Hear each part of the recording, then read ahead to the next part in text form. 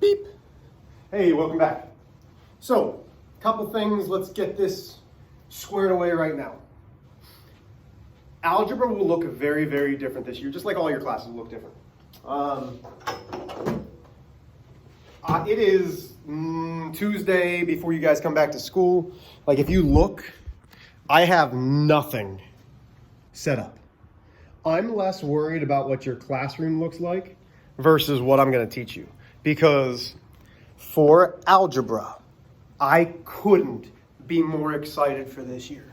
And here's why. So you're already the best and brightest mathematicians that this school has to offer. You also have me. And I know some of you are like, you're nothing special. Fair enough.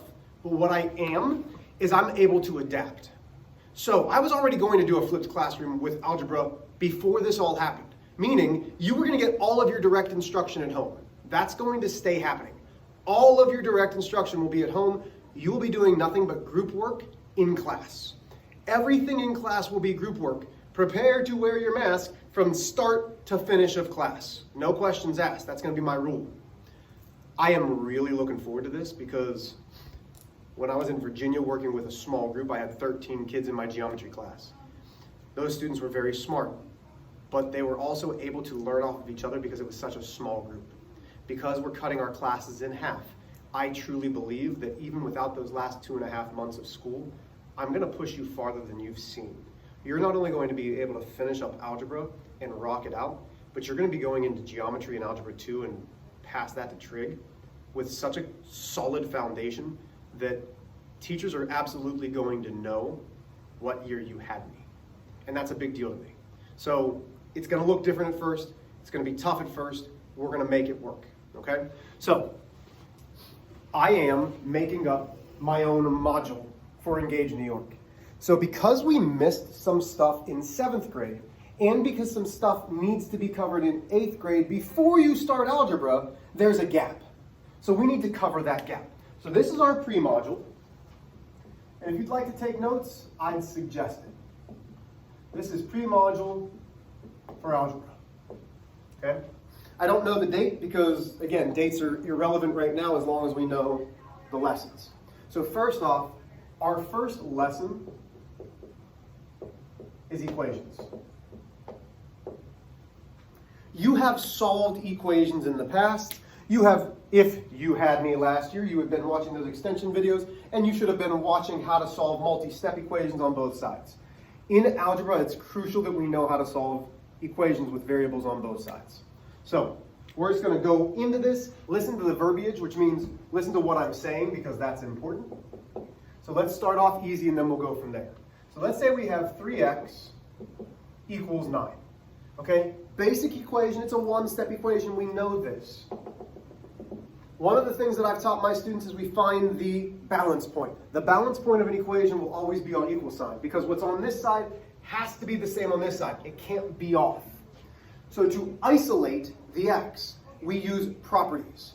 The property that we're using, actually let me go with this. Most of you say, well, we're going to divide by 3, we're going to divide by 3. 3's become x equals 3.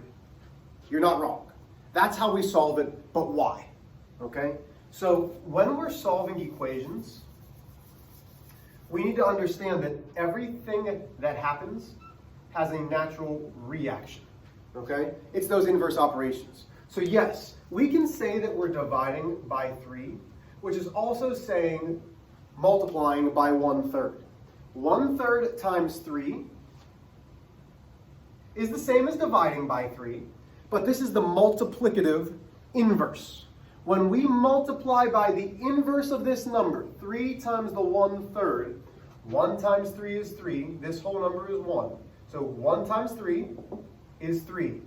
3 times 1 is 3. So that leaves me 3/3 of an x equals 9. Well, 3/3 can be simplified, which is 1x equals 9. We know we don't need the 1 because x, nope, Mr. H, you silly goose. If we do it to this side, we have to do the same thing to this side. So that's 9/3, which is then 3. We know that 1x is just x equals 3, plain and simple. I'm going to try to use a lot of that verbiage so you can catch along but I'm not going to necessarily show it like this every time. So let's go to a two-step. So now we've got 5x minus 7 equals 13.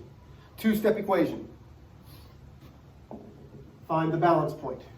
We isolate the variable by moving all of the constants first. Constants are the numbers that do not have a variable next to them. This is a coefficient, this is the variable, this is a constant. The inverse of negative 7, because we're trying to remove it from this side, we need to get it to be 0. So the inverse of negative 7 is adding 7. Why? Because that's the additive inverse. Negative 7 plus 7 is 0. Do I need to write 0? Nah. So now I have 5x equals 20. One more time, we know that I can multiply by 1/5, which is the same as dividing. So even though I'm dividing, I'm using the multiplicative inverse. So even though it looks like division, that's still the multiplicative inverse, which gives me x equals 4. Let's make it a little bit trickier. Some questions that you might not have seen last year. So we had 3x minus 2.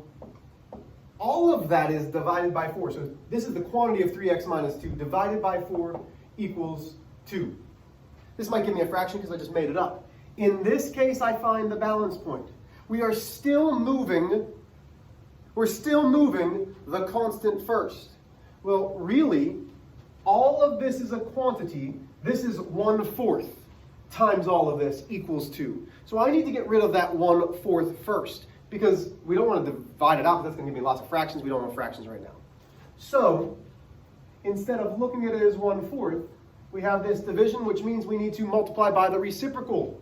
The reciprocal is 4 over 1. Well, why does that work? Because 4 divided by 4 is 1. But we need to multiply by 4 on both sides.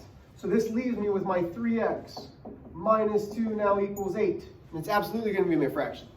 So now I add 2 to both sides. Again, additive inverse leaves me with 3x equals 10. Once I use the multiplicative inverse, or divide by 3, it leaves me with a fraction of 10/3. Here's the crucial thing for algebra. Unless I ask you for a decimal, or it's a word problem and it makes sense to have a decimal, do not give me a decimal. Give me a fraction that's in its simplified form. That does not mean a whole number. I don't want 3 and 1/3. I don't want a mixed number. I want a fraction, 10/3. Your calculators will help you do that. Once we start working with them, I'll show you how to do that. But leave it as a simplified fraction.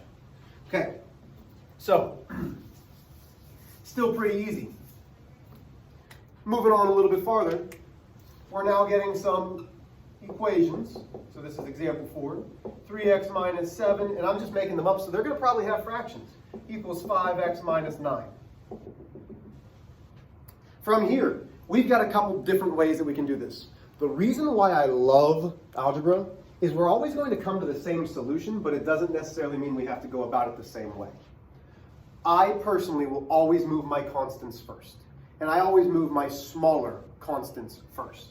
So when I look at this, my first step that I'm asking myself is, do I need to distribute? No.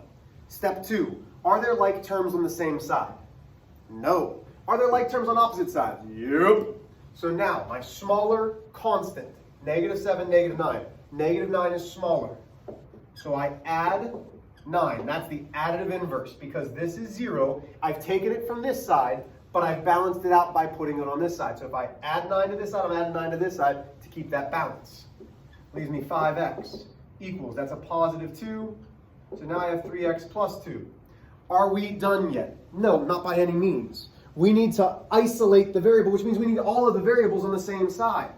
It does me no good to move 5x to this side, because now I have nothing over here and all of the variables with the constant. We want to move the variables to one side away from everything else. So again, I'm moving this 3x to this side so that they're by themselves. This is a positive 3x. To get rid of it on this side, I have to subtract 3x's. Okay, trust me, I'd love to do that in my life if I could subtract 3x's from my life. 3x's minus 3x's is 0. 2 comes down. 5x minus 3x is 2x's. Okay, so now we're here. Find our balance point again. We know that we have to multiply by the reciprocal or use the multiplicative inverse, which is the same as dividing. So divide by 2. 2 divided by 2 is 1x, or just x. 2 divided by 2 is 1. If you put this on a paper pencil test, 1 equals x, am I going to mark it wrong? Absolutely not. If you put it in the computer, how would I like you to put it in the computer? Always having your variable first. So I would love to see x equals 1.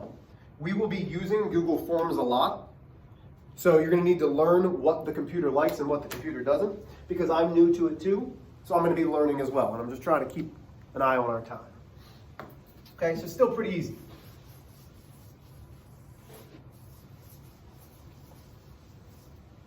Does it get harder? Certainly, but not that much. So what I'd love you to do is I'd like you to try this problem when I put it up there. Get as far as you can, see what happens. You're probably going to have a fraction because I'm just making it up. So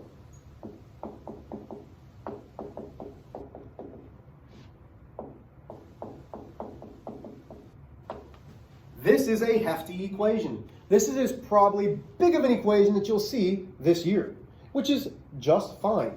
It says 3 times the quantity of x minus 2 plus 7x equals 9 minus the quantity of 4x plus 3. So go ahead and pause me. Give this one a try.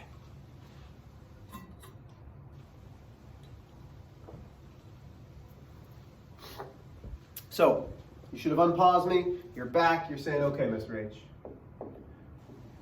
How am I going to tackle this? Well, listen, here's the most important thing. Your way is not necessarily wrong. So if it looks different from what I'm doing to start, it's not necessarily wrong. Please understand that. I'm going to start off on this left-hand side, which means I do not care about anything on the right side of the equation. This is why I make that balance point. So if you need to cover it up with another piece of paper, do so. So I'm looking here. Step 1, distribute if needed. Well, I do. 3 multiplied by x is 3x's. 3 multiplied by negative 2. Again, I really suggest circling the number in the sign because the sign sticks with the number, is negative 6. Then I drop down the 7x. We didn't touch it, it just comes on down. So now I'm here. What's my next step? Well, combine like terms on the same side. Well, we're still dealing just with this side. I have 3x's. I have 7x's. Notice it's a 3x and a positive 7x. So now I have positive 10x. Did we touch the negative 6? No. I cannot combine that because it's a constant. Constants in my coefficients cannot combine right now. So we're done there. There's nothing else to do on this left-hand side. So on the right-hand side, we do have to distribute. One of the mistakes that I'm sure some of you have made is you started to distribute a 9. That is not correct. This negative sign really has an imaginary negative 1. So we are distributing the negative sign to everything inside, or the negative 1. Negative 1 times 4x is negative 4x. Negative 1 times a positive 3 is negative 3. We did not touch the 9 drops down. Again, combine like terms. This time we're dealing with the constants. We have 9 and a negative 3. 9 minus 3 is 6. Negative 4x drops down. Okay, there's nothing to do on either side by itself. So now we're to combining like terms on opposite sides. I personally will always start with my constants. That's just me. So my smaller constant is negative 6. I add 6 to both sides. Why am I doing that? To start to combine so that I can isolate. Negative 6 plus 6 is 0. 10x drops down. 6 plus 6, because this was a positive 6, is 12. I have to bring down the minus 4x. Or a negative 4x. It doesn't matter which way you think of it. So now we need to combine the variables. I can bring the negative 4x to this side. I could bring the 10x to this side. But we don't want to bring it to this side because we want all of the variables away from everything else. So I'm isolating them. So inverse operation, additive inverse, I add 4x to both sides. Not just 4, but 4 x's. That's what leaves me with 14x equals 12. Almost done. We have to divide by 14 or multiply by the reciprocal, which is 1/14. Same idea. 14 divided by 14 is 1x equals. Now, your calculator will do this for you. It will simplify it. If you give me this as an answer, I'm marking it wrong. It is not simplified. You're in algebra. We're not in pre-algebra. No offense. You're not getting credit if it's not simplified. So you can look at this and say, hey, they're both even. I know that I can divide by 2. You will really not have to do this because your calculator will do it for you. Can I simplify 6/7 anymore? No. My answer is 6/7. I'm telling you right now that I like fractions. Okay? I will test you with fractions. Make sure that you get ready to deal with fractions. Questions, concerns, comments, you let me know. That's your first video of algebra. Good luck.